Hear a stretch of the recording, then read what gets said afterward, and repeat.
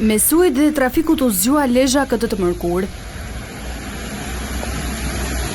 Rreshtet e dendura të shiut të rëna gjatë natës kanë krijuar probleme të shumta dhe sistemi kanalizimeve nuk ka arritur të përballojë sasinë e madhe të prurjeve, duke sjellë prani ujë në bllokun e banimit 11 Janari dhe lagjen Beslidhja.